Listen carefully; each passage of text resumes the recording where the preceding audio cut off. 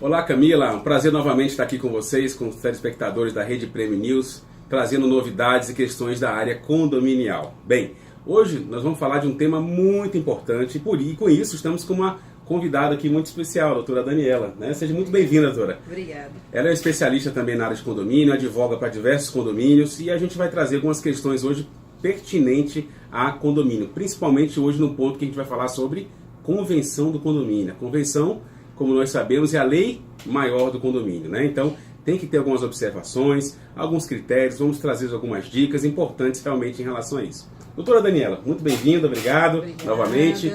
Eu queria saber o seguinte, qual a importância hoje em relação aos advogados, ao jurídico do condomínio, em relação a um documento, uma convenção atualizada? Como é que você hoje trabalha nos seus condomínios nesse sentido? Sim, inicialmente, os meus cumprimentos ao doutor Anderson, Obrigado. Camila, a todos os telespectadores.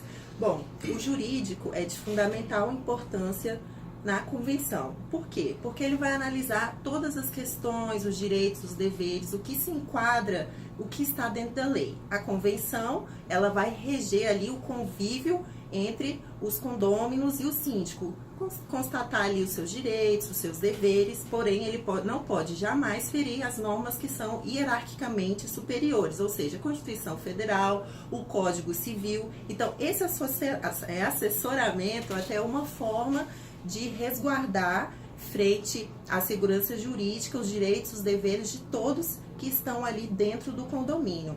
Por exemplo, doutor Anderson, Sim. Em assembleia, é de fundamental importância o acompanhamento do advogado, por exemplo. Ele previamente deve pegar a convenção daquele condomínio, estudar, verificar o que é possível, qual é o quórum, para até auxiliar o síndico, como deve se portar ali dentro daquela assembleia e participar de forma efetiva. Caso ele seja consultado, o advogado ele pode falar com o síndico, às vezes algum assunto é abordado que não esteja na pauta de convocação, o que não pode ser definido, então ele vai alertar até o síndico nessas questões. É muito importante, né, a gente em assembleia, que eu percebo que a gente sempre fala que a assembleia predomina muitos achismos, né? Isso. E não seguem os padrões de convocação do edital, a questões de como escolher um presidente, como é que é os pontos que devem ser votados, como será votado, inclusive depois a confecção da ata.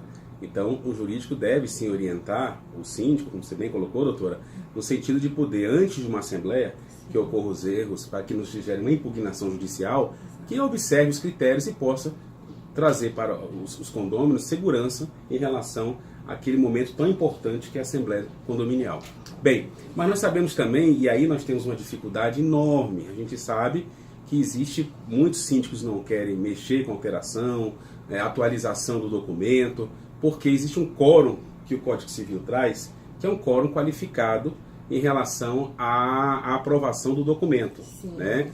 Então, eu queria que você falasse um pouquinho dessa questão do quórum e a gente dá algumas dicas, doutora, como um condomínio, por exemplo, de 600 unidades, que se nós formos analisar 600 unidades dentro do quórum, que nós falamos aí de 2/3, nós precisaríamos de 401 assinaturas de condôminos para aprovar o documento, né? A alteração. Então, quais são as dicas? Como é que a gente pode, com a assembleia, como é que a gente pode facilitar ou assessorar como jurídico o condomínio para que a gente consiga obter esse quórum? Quais são as dicas principais aí que você tem apresentado aí para eles? Então, é importante, previamente no condomínio, você tentar fazer uma abordagem com os condôminos da importância da assembleia. Certo. E também divulgar essa convenção, porque a convenção ali, ela tem os direitos e os deveres, bem como dos condôminos e dos síndicos. Então, a partir dali, a pessoa ela já consegue entender quais são as regras ali dentro do condomínio, os seus direitos, os deveres, o quórum até mesmo de aprovação para essas questões. No caso da instituição da convenção, é necessário 2/3 dos condôminos, mas no que respectiva à fração ideal. Isso, é muito importante essa questão da fração ideal, porque quando a gente fala 2/3, as pessoas sempre lembram de unidades. Isso. Eu falei aqui de 401 unidades, Isso. mas a gente tem que pensar como 2/3 da fração ideal, isso analisando todo o condomínio. Com certeza.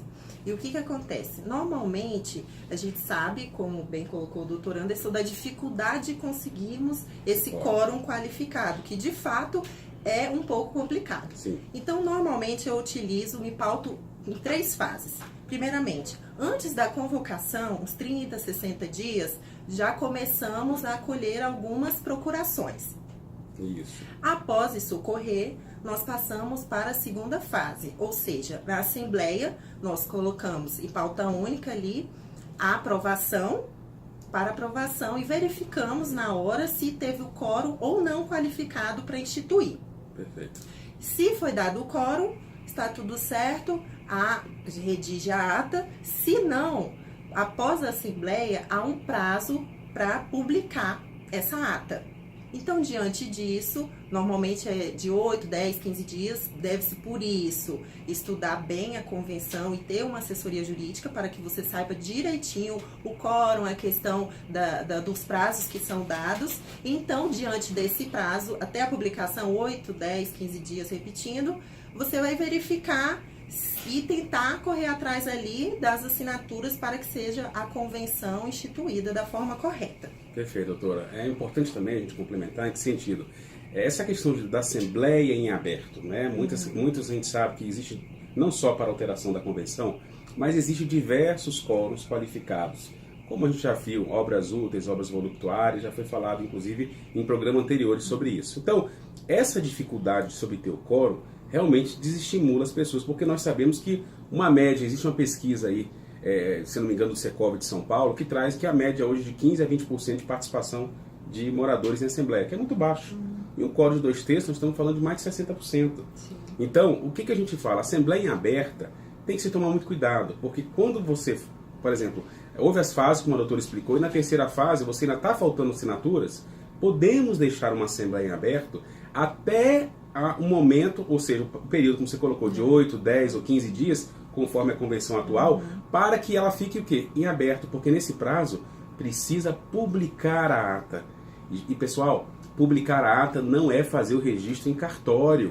Publicar a ata é dar conhecimento aos moradores do que aconteceu em Assembleia, do que foi decidido, para que se possa, durante esse período, caso precise, fazer o recolhimento das assinaturas. Então, temos que deixar isso bem claro, porque não existe Assembleia ficar em aberto 30, 60 dias para que consiga obter o quórum.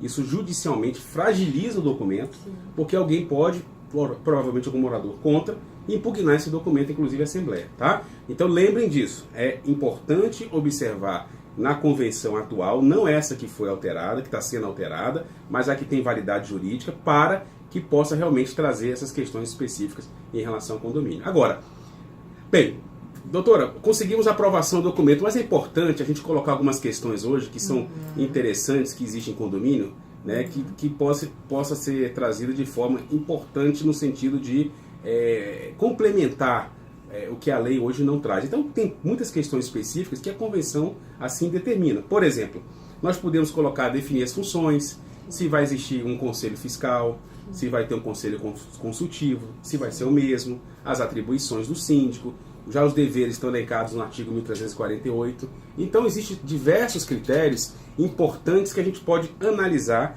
e complementar. Dentre eles, por exemplo, os quórums, né? Nós sabemos que o Código Civil, nos artigos 1341 e seguintes, traz alguns quórums. A convenção ela não pode passar por cima desses quórums, mas ela pode o quê?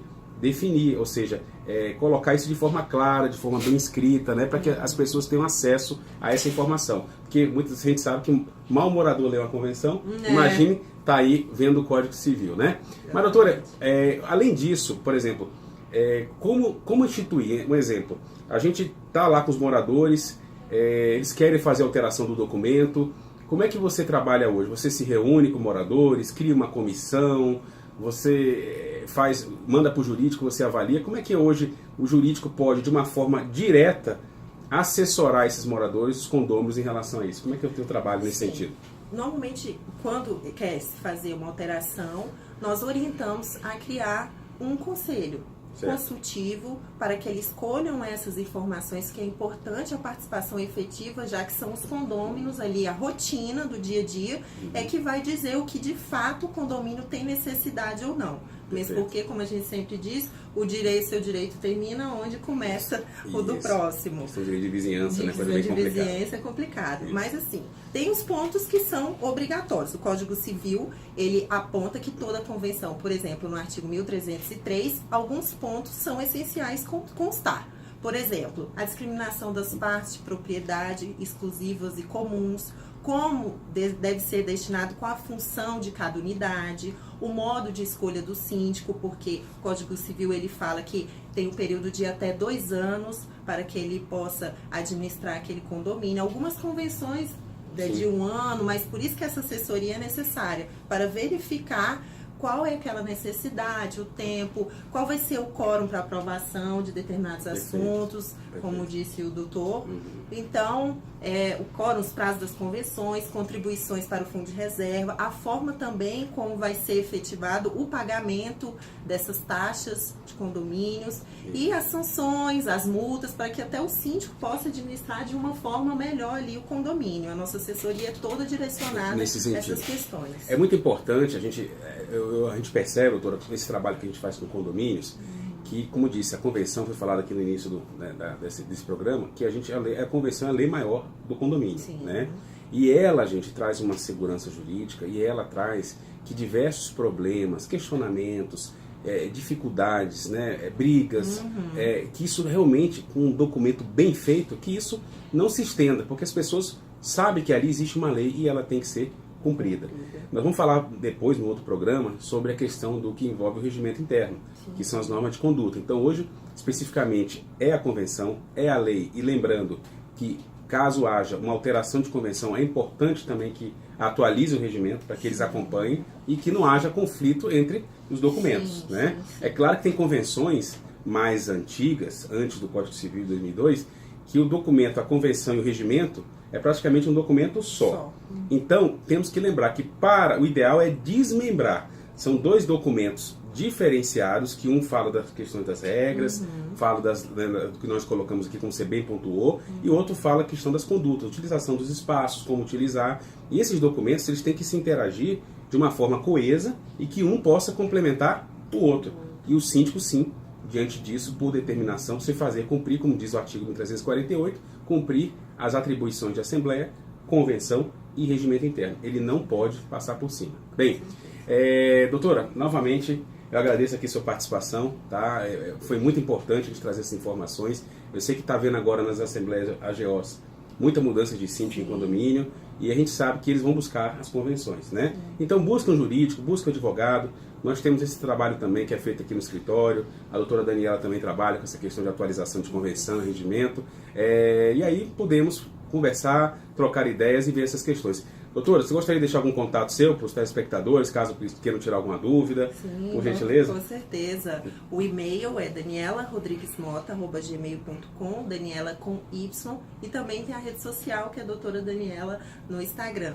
Lembrando da importância da atualização da convenção. Por quê? Porque você sempre tem a lei, ela vem inovando, tem as questões também da tecnologia, que com ela vem outras normas de conduta do condomínio, temos a questão dos drones, Airbnb, questão da multipropriedade. Então, essa necessidade é latente de atualizar. A lei, ela não fala que é obrigatória a atualização, mas para uma boa administração ali do condomínio, convívio entre condôminos, é essencial.